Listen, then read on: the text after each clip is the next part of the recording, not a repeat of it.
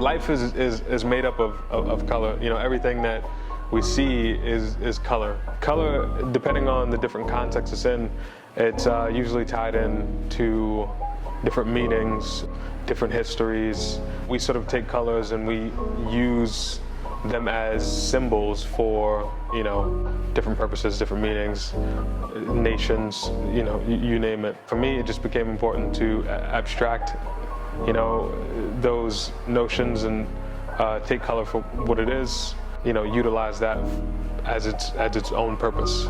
Yeah, I think it's challenging to not have specific responses to certain color reds, and it's almost innate within us, I think, to have those reactions to them. But it also becomes innate when those colors correspond to, different, let's say, social issues or just different things that you may see in society.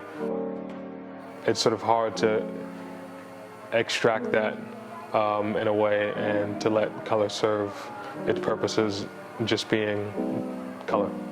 Painting definitely serves as a place of freedom for me. It's my own world that I live in. It's one of the only times I think that you feel a sense of complete freedom because you completely serving your own vision. You're completely alone in the studio. It's just you and your materials. And for me, that's about as free as it gets. There's no more freedom than that, than sort of delving into your own personal self-expression, being individualistic in that way. For me, painting is, the thoughts around it are sort of fleeting and always changing.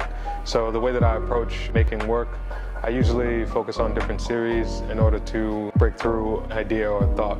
So because I'm, always experimenting with new materials, those materials may spark new ideas, and those ideas then, become formulated into these paintings and these series that I'm interested in at the time.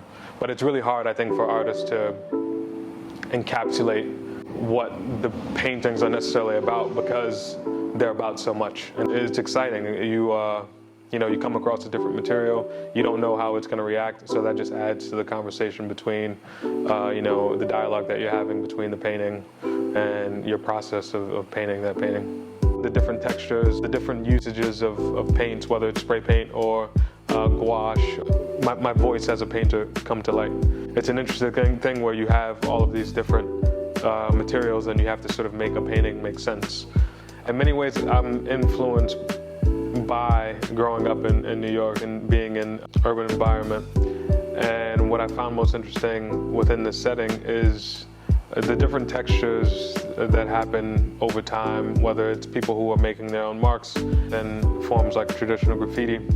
There's something to do with that time and the decay of some of these environments that I sort of take inspiration from and I look to within my own process to begin sort of building my paintings and using that representation to represent in my work a sense of time and a sense of building, layer upon layer of materials, of gestures and things of, that nature.